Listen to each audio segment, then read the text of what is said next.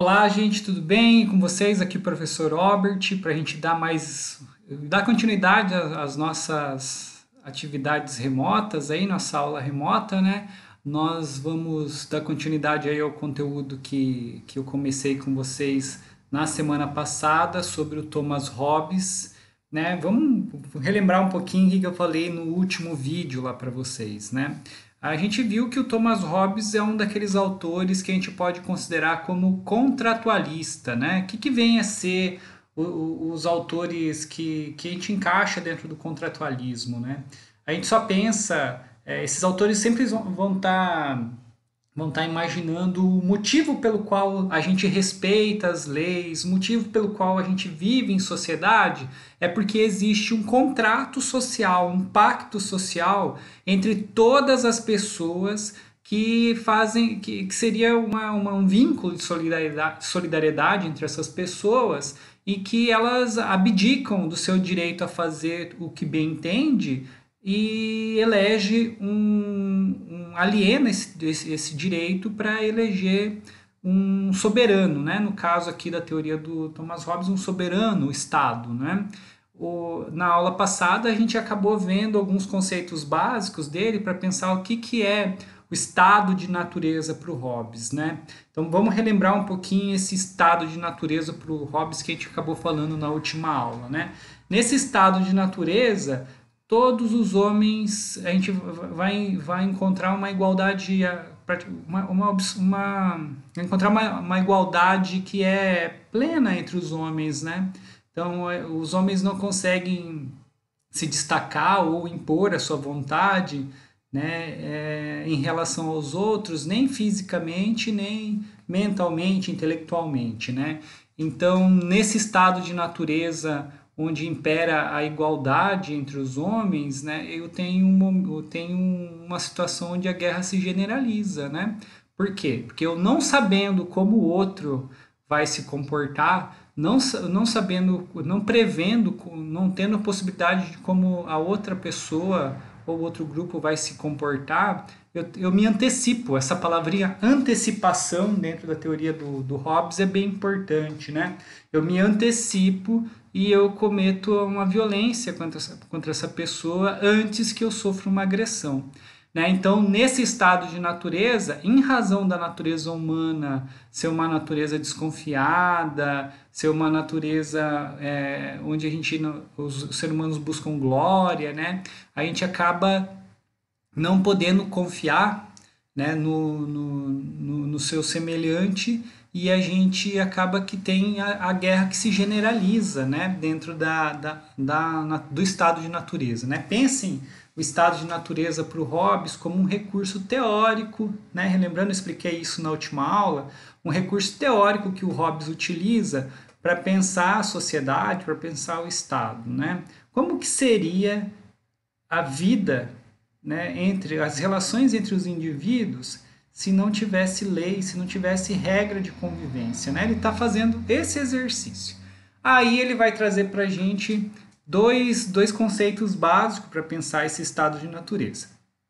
Se a guerra se generaliza dentro desse estado de natureza, é porque eu tenho um negocinho chamado direito de natureza, o ius naturale dele, né? Eu sou soberano de mim mesmo.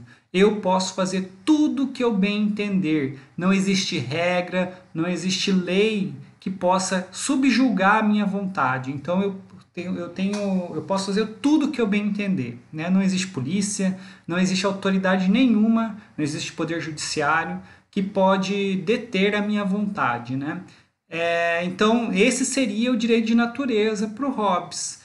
E é a partir dele que a gente vai ver que a guerra ela vai se generalizar. Por quê? Impera uma igualdade entre os homens, né, entre as pessoas no estado de natureza.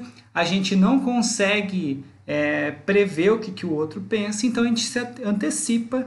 Como a gente não vai ter nenhuma retaliação estatal, porque o Estado não existe no estado de natureza, né? Para o Hobbes, sequer a sociedade existe no estado de natureza, né? A gente acaba tendo uma situação em que a guerra vai se generalizar, né? Aí a chave para entender a fundação do Estado na teoria hobbesiana é a lei da natureza, né? Essa lei da natureza diz para a gente o seguinte, que eu não posso fazer nada que atente contra a minha própria vida.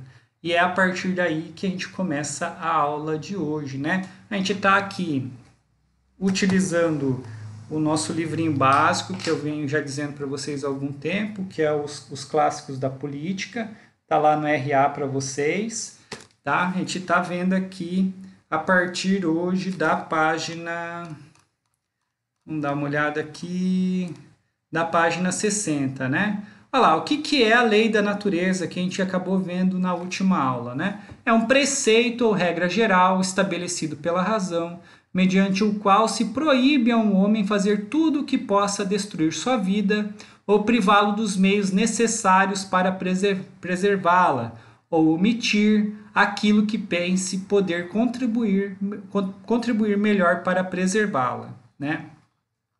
Olha lá o que o Hobbes vem dizendo para a gente sobre essa questão da lei da natureza, né? Para a gente pensar a formação do contrato.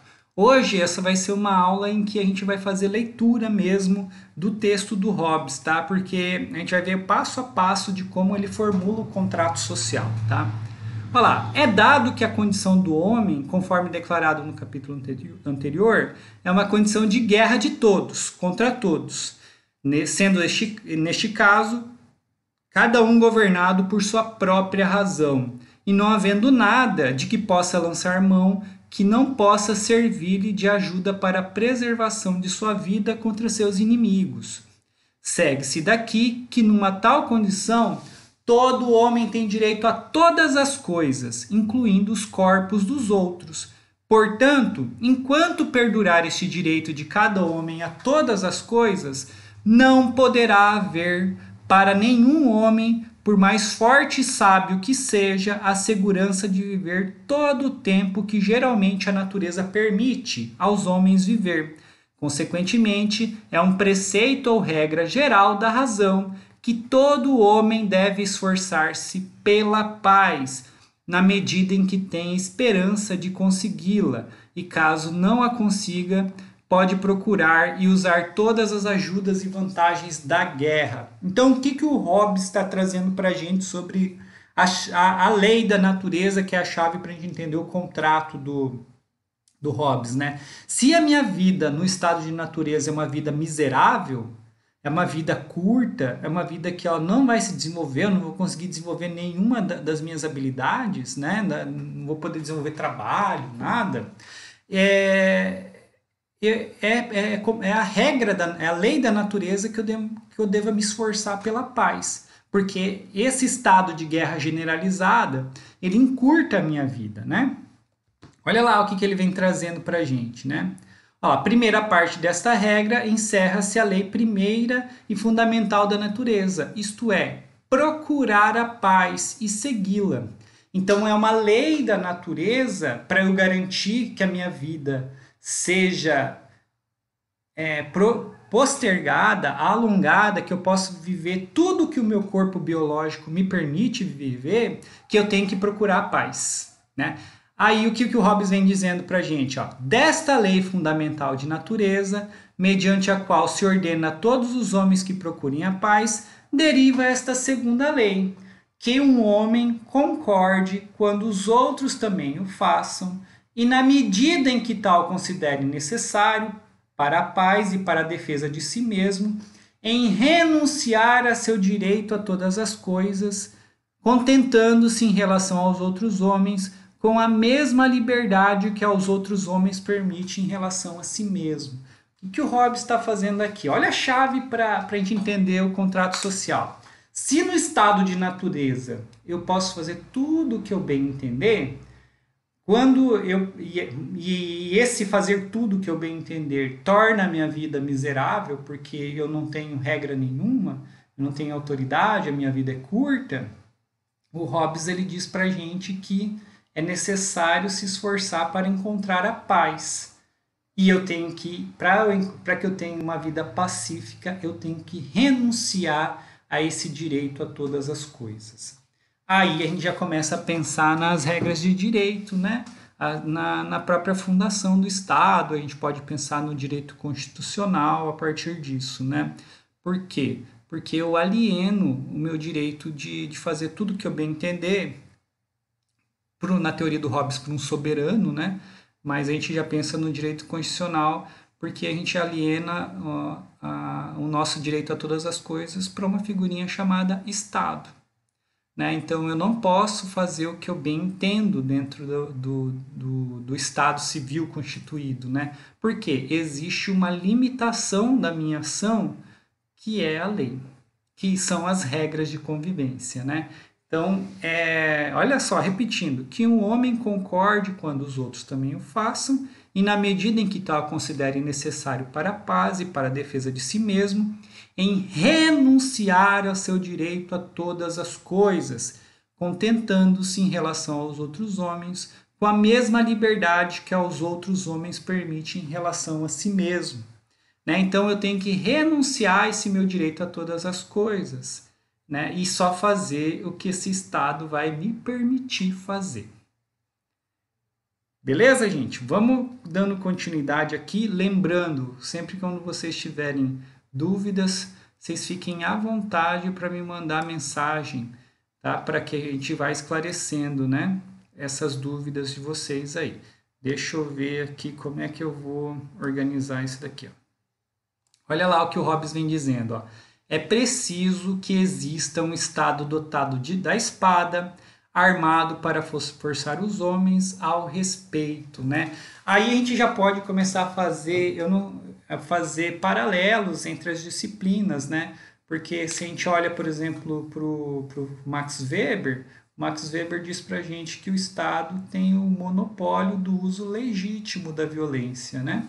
Só o Estado pode cometer violência. Ele tem toda uma máquina burocrática, ele tem todo um aparato policial, um aparato judiciário para forçar as pessoas a andarem dentro das regras que esse Estado coloca como corretas, vamos dizer assim. Né? Para o Hobbes é preciso que exista um Estado dotado da espada, armado para forçar os homens ao respeito. Né? Olha lá, se não for instituído um poder suficientemente grande para nossa segurança, cada um confiará e poderá legitimamente confiar apenas em sua própria força e capacidade, como proteção contra todos os outros. Né? Então, a gente já pensa aqui no conceito de soberania na teoria hobbesiana. Né? Dentro do Estado não pode existir força, autoridade maior do que o próprio Estado. Existe toda uma preocupação dos Estados nacionais modernos no sentido de evitar que existam forças que venham confrontar o poder estatal. Pensem, por exemplo, lá no Pablo Escobar, né? Aquilo ali era a conduta dele feria a própria soberania da Colômbia, né, na época. Né? Então, o Estado ele não permite em nenhum momento em que haja uma força, pensando aqui dentro da teoria hobbesiana, né, que exista uma força maior do que a do próprio Estado dentro do Estado. Ele é a maior força, ele que tem o uso da legítimo, né, ele que tem o monopólio da violência, né? É ele que pode punir as pessoas, é ele que pode cercear a liberdade das pessoas. Beleza, gente? Vamos continuando aqui. Passar para cá.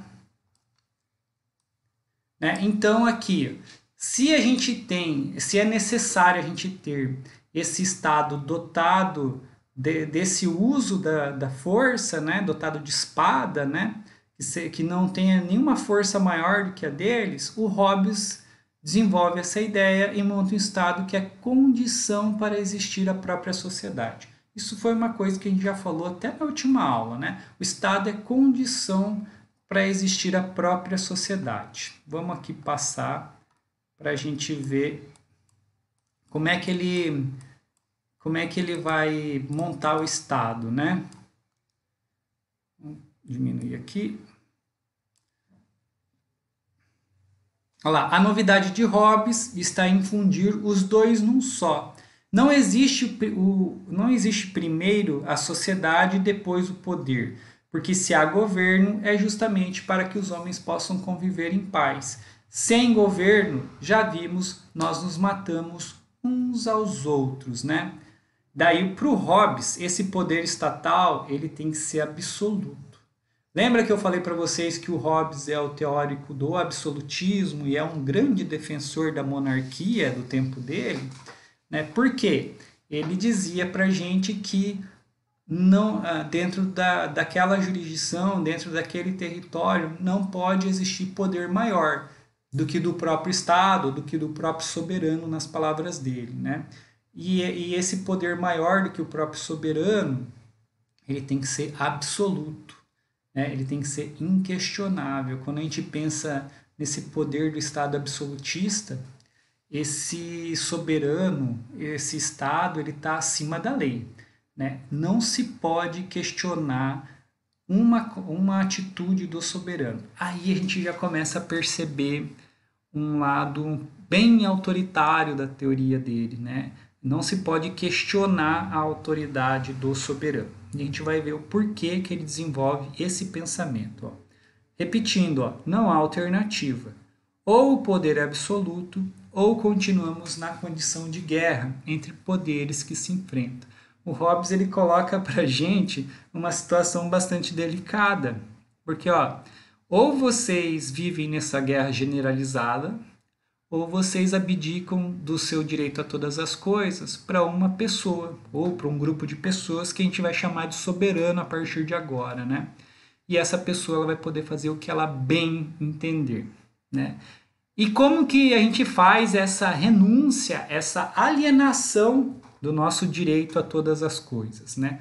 Para o Hobbes, a gente faz um contrato social, né? A gente faz um contrato onde as pessoas, como se todo mundo para constituir a sociedade fizesse pactos entre todos, né?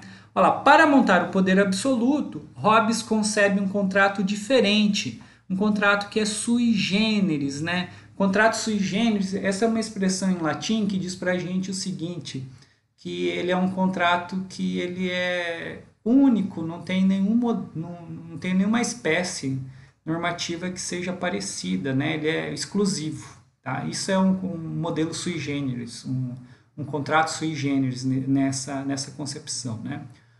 Primeiro ponto, a primeira característica desse contrato, e eu gostaria que vocês fossem anotando aí no caderno de vocês, nas anotações que vocês vêm fazendo. Tá? Olha lá, esse é um ponto importante. Tá? O soberano não assina o contrato. Este é firmado apenas pelos que vão se tornar súditos, não pelo beneficiário, por uma razão simples. No momento do contrato, não existe ainda soberano, que só surge devido ao contrato. Disso resulta que ele se conserva fora dos compromissos e isento de qualquer obrigação. Vamos lá. Quando a gente está pensando aqui na teoria hobbesiana, na formação desse contrato, vamos imaginar o seguinte, né? No primeiro vídeo eu falei para vocês o seguinte, pensem lá um condomínio, né? Pensem aí no estatuto de um condomínio que as pessoas fazem para regulamentar a vida ali dentro daquele espaço, né? Pode ser condomínio de prédio ou de casas, né? Imagine o seguinte, né? Que isso daí, sem nenhum estatuto desse condomínio, imagine isso daí sem lei nenhuma, sem regra nenhuma. E não dá para reclamar para a polícia e não dá para reclamar do poder judiciário porque eles não existem. Tá? Para o Hobbes, antes de se fazer isso, não existe sociedade. É cada um por si, Deus por todos. Cada um é soberano de si mesmo. Né? Então, quando eu for fazer esse contrato entre todos os meus condôminos, entre todos os meus vizinhos, né, que a gente vai se reunir numa assembleia, e nessa assembleia os condôminos eles vão acordar e vão eleger um representante, Para o Hobbes ele diz o seguinte, ó, esse soberano, até então ele não é soberano, até a pactuação desse contrato, ele não é soberano, até as tratativas desse contrato, ele não é soberano, ele não é ninguém, né? Então ele não é parte do contrato, né? Ele não é parte do contrato, porque o efeito jurídico de ser soberano só existe a partir do momento em que esse contrato é firmado por todos. Olha lá, o soberano não assina o contrato. Este é firmado apenas pelos que vão se tornar súditos, não pelo beneficiário. Né? Por isso que é um contrato sui generis de natureza única para o Hobbes. Né? Por quê? Quando a gente pensa num contrato, a gente sempre pensa em duas partes. Né? Um vendedor, um comprador, um locador, um locatário. A gente sempre está pensando em duas partes. Nesse contrato para o Hobbes, só tem uma parte, que são os súditos. E esses súditos, quando eles fazem esse pacto e elegem esse soberano, só entre os súditos que será assinado o contrato. O soberano, os efeitos desse soberano só começa a contar a partir do momento que o contrato é assinado, né? Olha lá, por uma razão simples. No momento do contrato, não existe ainda soberano, que só surge devido ao contrato. Disso resulta que ele se conserva fora dos compromissos e isento de qualquer obrigação. Olha a margem que a gente tem aí para a gente pensar o Hobbes nesse sentido dele pensar uma teoria mais autoritária dele, né? O soberano, quando você firma um contrato com qualquer uma das partes, você assume obrigações, né? Você assume direitos e obrigações dentro desse contrato. Como o soberano nesse contrato não é parte, ele não fica vinculado a nenhum compromisso. Ele é isento de qualquer obrigação. Beleza? Estão conseguindo acompanhar, gente? Qualquer coisa vocês podem me mandar mensagem lá. Vamos continuar para ver aqui como que é feito esse contrato. Ó. É desta instituição do Estado que derivam todos os direitos e faculdades daquele ou daqueles a quem o poder soberano é conferido, mediante o consentimento do povo reunido. Tá? A gente está pensando aqui, gente, em constitucionalismo. Tá? É da formação da Constituição que vai emanar todos os direitos. Quando a gente pensa em Constituição Federal, por exemplo, a Constituição ela é o que funda, como se fosse a certidão de nascimento do Estado, né?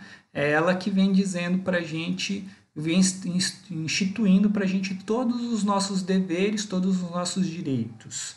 Né? Ela que vem trazendo isso para a gente. Né? Olha lá, é dessa instituição do Estado que derivam todos os direitos e faculdades. Vocês estão compreendendo da onde que vem a teoria constitucional? O Hobbes está pensando o primeiro modelo de Estado moderno, que é o Estado absolutista. Né? É o Estado onde você tem a reunião, a concentração de poder, né, na mão de um soberano. Né? Nesse caso do Estado absolutista, a gente vai falar que o Estado sou eu. Né? A figura do Estado vai estar confundida com a figura do soberano. Tá? Lógico que a gente está pensando no modelo monárquico lá da época do Hobbes, mas guardadas as devidas ponderações, né, a gente pode fazer muitos paralelos para pensar o constitucionalismo moderno. Tá? É a partir daí que a gente vai começar a pensar nessa alienação de poder, de direitos para a figura que é o Estado e ele que vai organizar a nossa vida social. Beleza? Qual que é a primeira cláusula desse contrato lá? Em primeiro lugar, na medida em que pactuam, deve entender-se que não se encontram obrigados por um pacto anterior a qualquer coisa que o contradiga o atual. Né? Então, por exemplo, assim, ó, quando a gente teve a promulgação da nossa Constituição em 1988. Né? Essa Constituição ela cria um novo Estado, juridicamente, né? E a gente não pode pegar e falar, o que vale para a gente é outra regra, outra Constituição. Tá? Aí só vai seguir o que está previsto nessa Constituição. Por exemplo, na nossa Constituição Federal, vem dizendo lá que a gente tem que a lei não pode prejudicar ato jurídico perfeito, coisa julgada e direito adquirido. Tá? Isso é uma previsão constitucional. Então parem para pensar o seguinte: imagine que vocês se formaram em ciências contábeis, ou em direito, ou em administração em 1980. Tá? Aí vem a Constituição Federal e diz para a gente em 1988 que vocês ela está revogando todos esses títulos de bacharel que a gente teve e ela está pensando aqui numa outra formação. E quem quiser se adequar tem que seguir aquela lei. Né? Vejam só, é o Estado estabelecendo regras. Né? Ou você respeita essas regras ou acabou, você não vai mais atuar na sua área. Tá? É lógico que eu estou fazendo exagero aqui, porque o nosso sistema legislativo, a própria Constituição, a nossa própria Constituição, ela proíbe isso. Por quê? É ela que vem dizendo que a gente tem que respeitar o ato jurídico perfeito, o direito adquirido, né? Então, por exemplo, já me formei, já tinha lei que me autorizava a ter a exercer aquela profissão, né? E a coisa julgada, né? Pensar os atos judiciais, as sentenças ali. Então, a nossa própria Constituição que vem dizendo que tem que se respeitar. Agora, hipoteticamente, imaginem que a nossa Constituição não prevesse isso. E ela estatuísse uma regra de direito nesse sentido, de que ela revogava todos os diplomas de todos os formados antes de 1988, né? Pensem nisso e vejam, por exemplo, que não ia ter muito para o que reclamar, a não ser, por exemplo, para os organismos internacionais. Né? Mas, lembrando, dentro do Estado brasileiro, o que vale é a força, é a autoridade, é a soberania desse Estado brasileiro. Estão entendendo aqui? Ó, em primeiro lugar, na medida em que pactuam, deve entender-se que não se encontram obrigados por um pacto anterior a qualquer coisa que contradiga o atual. Né? Nenhuma Constituição, né, a Constituição brasileira, ela não vem prevendo, por exemplo, que ela vai ser revogada, ela vai ter prazo de validade. Tá? Isso não é previsto na nossa Constituição, né?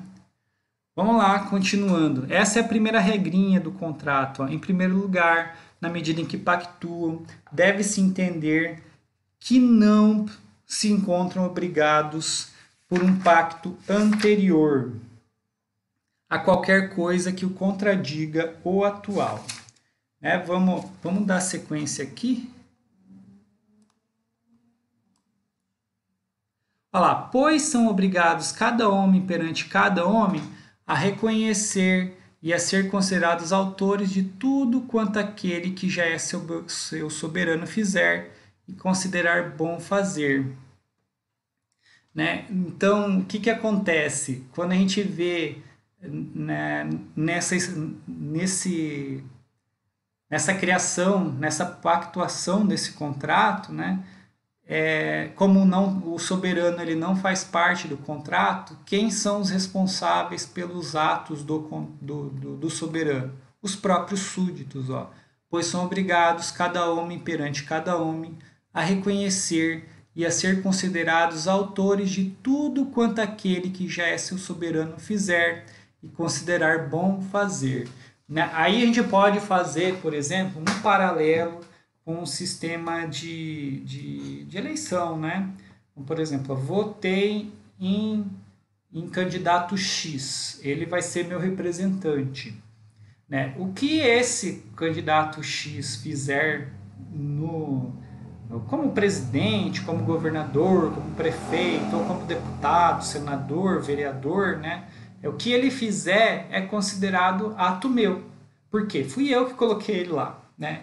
Olha o Hobbes lá pensando, lá no século XVII, esse aspecto já né, da questão da representatividade dentro das democracias. Né? Lembrando, o Hobbes não está pensando em democracia aqui não, tá? O que ele está falando é o seguinte, uma vez que eu alienei o meu direito a todas as coisas e elegi um representante, todos os atos que esse representante estiver praticando são considerados meus atos, porque esse soberano ele não se obrigou a nada nesse contrato. Vamos lá adiante ver a segunda parte desse contrato. Ó. Em segundo lugar, dado que o direito de representar a pessoa de todos é conferido ao que é tornado soberano mediante um pacto celebrado apenas entre cada um, e não entre o soberano e cada um dos outros, não pode haver quebra do pacto da parte do soberano. Portanto, nenhum dos súditos pode libertar-se da sujeição sob qualquer pretexto de infração. Relembrando, ó, o soberano não faz parte do contrato. Ninguém mandou eleger ele. Elegeu porque quis, agora aguenta os intempéries, as decisões dessa pessoa, né, do soberano. Né? Então, por quê? Porque na teoria hobbesiana, pensem aí, né, ele está defendendo o Estado absolutista, a monarquia, lá do contexto dele. Né? Então, não pode haver quebra.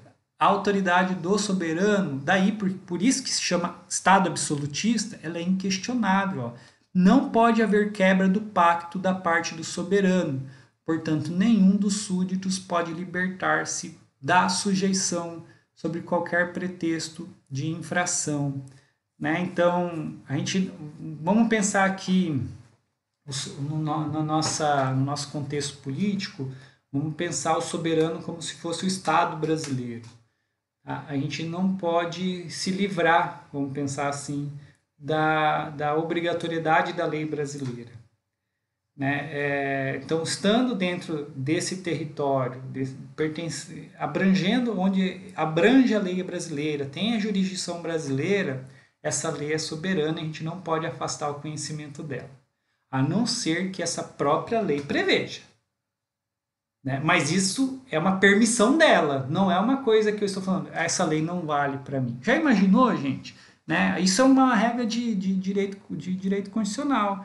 A ninguém é escusado conhecer do texto de lei. A gente não pode alegar, por exemplo, para a autoridade, para um fiscal, que a gente não conhece a regra de que precisa ter extintor de incêndio no estabelecimento comercial. Não sabia que isso não era que isso era exigido, então essa regra não se aplica a mim. Essa regra é válida. Como o Estado ele presume que a gente conheça todas as leis. Né? Então, a gente não pode afastar essa autoridade do soberano. Essa lei ela vai se aplicar à sua atividade comercial, pensando aqui. Né? Repetindo, em segundo lugar, dado que o direito de representar a pessoa de todos é conferido ao que é tornado soberano, mediante um pacto celebrado apenas entre cada um, e não entre o soberano e cada um dos outros, não pode haver quebra do pacto da parte do soberano. Portanto, nenhum dos súditos pode libertar-se da sujeição, sob qualquer pretexto de infração. Beleza? Vamos pegar aqui a nossa terceira parte desse contrato. Cadê?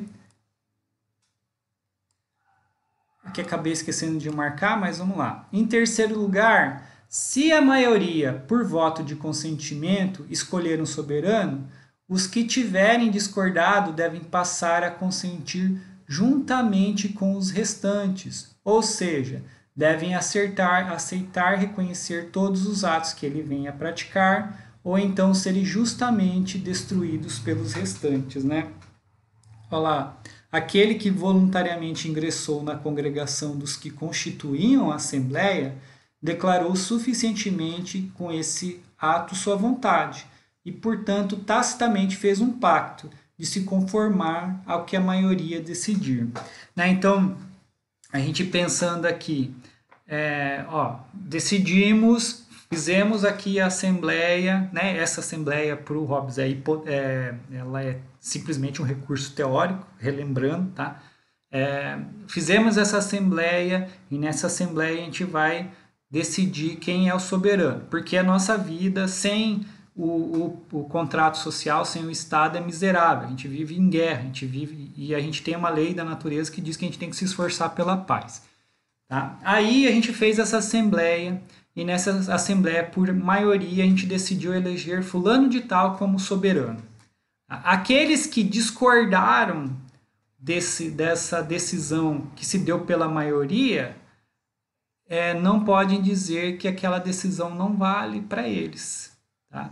Para o Hobbes, ele está falando o seguinte, ó, eles têm que reconhecer essa decisão dada pela maioria. E se eles não reconhecer, eles estarão dentro eles ficarão sujeitos ao estado de natureza, onde a guerra se generaliza, e ali não existe poder, não existe autoridade, né? Não existe lei que venha proteger eles, e eles podem ser, inclusive, mortos justamente. Olha lá, em terceiro lugar, se a maioria por voto de consentimento escolher um soberano, os que tiverem discordado devem passar a consentir juntamente com os restantes, ou seja, devem acertar, reconhecer todos os atos que ele venha a praticar, ou então serem justamente destruídos pelos restantes.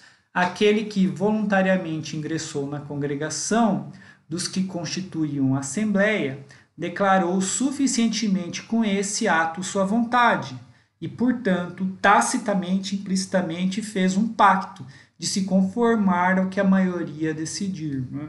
Quando a gente pensa no processo eleitoral hoje, ele funciona assim. Né? Então, ó, a gente vai para o pleito eleitoral. Aí esse pleito lá ocorreu sem fraude, sem nada, foi tudo certinho, bonitinho, né? Todos os votos foram computados bonitinhos. Elegeu-se um representante, os que não votaram nesse representante devem acatar que aquele é o representante de todo mundo. Né? Isso aqui a gente já pode começar a pensar em teoria democrática, né? Aqui no Hobbes. Né? Tá certo que o Hobbes não é o melhor autor para a gente pensar em democracia, mas a gente já pensa nessa sujeição, que o Estado é soberano. Então, decidiu-se pela legislação eleitoral quem é o governador, quem é o prefeito, quem é o presidente, aceitou. A democracia funcionou assim. Né? Agora tem uma autoridade constituída e se respeita ela. Ela está imbuída de ser o prefeito da cidade, por exemplo. Né? Vamos lá dar continuidade. Portanto, se depois recusar aceitá-la ou protestar contra qualquer de seus decretos, age contrariamente ao pacto, isto é, age injustamente, e quer faça parte da congregação, quer não faça, e quer seu consentimento seja pedido, quer não seja, ou terá que submeter-se aos seus decretos, ou será deixado na condição de guerra, em que antes se encontrava e na qual pode, sem injustiça, ser destruído por qualquer um. Então, se você não aceita, pensando aqui o Hobbes, se você não aceita, você volta ao estado de natureza. E no estado de natureza, você pode ser destruído por qualquer pessoa, porque aquela pessoa não estaria cometendo crime algum. Né? Beleza? Essa parte aqui essa terceira parte aqui do contrato no Hobbes, a gente consegue imaginar bem essa questão do pleito eleitoral, né? do processo eleitoral. Né? Uma vez que ele foi constituído, respeitou-se as regras, quem perdeu, perdeu, quem ganhou, ganhou. Né? Então, se respeita que essa pessoa continue no poder dentro do limite legal, né? Tomando as decisões que ela melhor entender. Foi a maioria que decidiu por ter escolhido ela, né? E aquela agenda que ela propôs vai ser a agenda que vai reger o município, o estado, a União pelos próximos 4 anos, no nosso caso, né? Então, aqui aceita-se o processo eleitoral. Né? Então, cumpriu todos os requisitos, cumpriu toda a legislação, deu o resultado, quem perdeu, perdeu, e quem não perdeu, agora todo mundo tem que cobrar, porque ele é soberano de todo mundo, né? O prefeito, o governador e o presidente é soberano, é representante de todo mundo, né? Aí, só guardando as devidas proporções, o Hobbes está dizendo para a gente aqui, né, pensando no estado absolutista dele, que quem não aceitar pode ser excluído desse pacto e voltar para o estado de natureza. E lá ser justamente morto. Aí a gente vê um posicionamento bem autoritário, né, do Hobbes, né? Onde a gente pensa ali, repetindo, o Hobbes é o teórico do absolutismo, né? Vamos ver o quarto posicionamento do pacto, do contrato social do Hobbes. Ó. Em quarto lugar, dado que todo súdito é por instituição autor de todos os atos e decisões do soberano instituído, segue-se que nada do que ele faça pode ser considerado injúria para com qualquer de seus súditos, e que nenhum deles pode acusá-lo de injustiça. Olha lá, pois quem faz alguma coisa em virtude da autoridade de outro não pode nunca causar injúria àquele em virtude de cuja autoridade está agindo, né? Vejam só, o Hobbes dizendo aqui, a gente não pode reclamar do ato e decisão do soberano, o poder absoluto do monarca lá do século XVII do Hobbes, né? Por quê? Esse soberano ele não fez parte do contrato, né? Então ele não se obrigou a nada.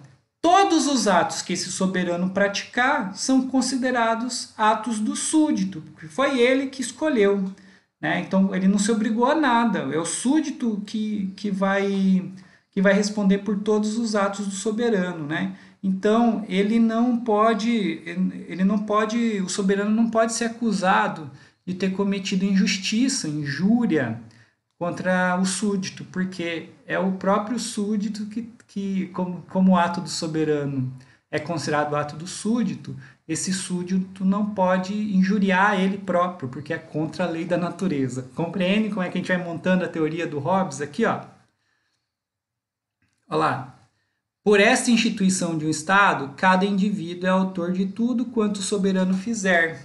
Por consequência, aquele que se queixa de uma injúria feita por seu soberano, estar-se-á queixando daquilo de que ele próprio é autor. Portanto, não deve acusar ninguém a não ser a si próprio. E não pode acusar-se a si próprio de injúria, pois causar injúria a si mesmo, a si próprio, é impossível, porque é contra a lei da natureza, né? É certo que os detentores do poder soberano podem cometer iniquidades, mas não podem cometer injustiça nem injúria em sentido próprio. Beleza, gente? Entenderam essa quarta parte?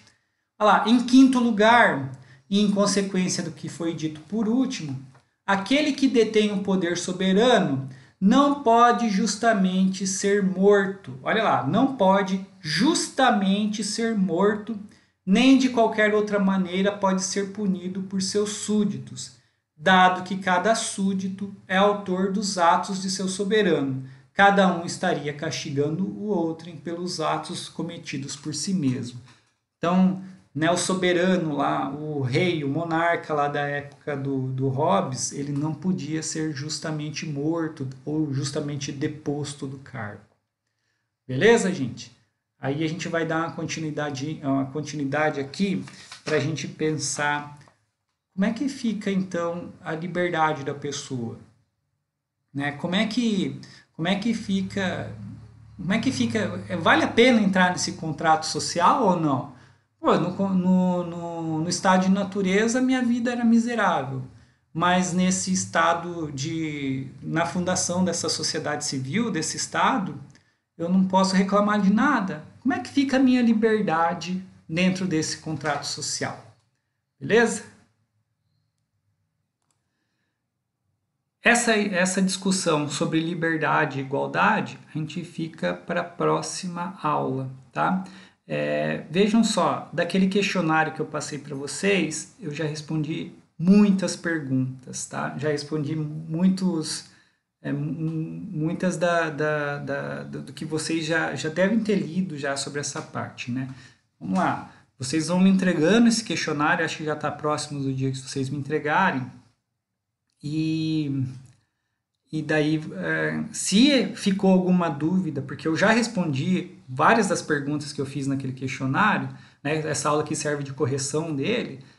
Se persistirem as dúvidas, pode me mandar mensagem no WhatsApp que eu vou responder, tá? Pode mandar um áudiozinho lá, alguma coisa assim, tranquilamente eu respondo vocês, se vocês não compreenderam essa formulação desse contrato social do Hobbes. O que é estado de natureza, estado de guerra, direitos de natureza, lei da natureza, quais são o passo a passo do contrato social do Hobbes, né? Fiquem aí à vontade para me mandarem dúvidas no WhatsApp, beleza, gente? Espero aí que vocês estejam acompanhando o conteúdo que está sendo passado, né? E boa semana a todos, um abraço, até mais.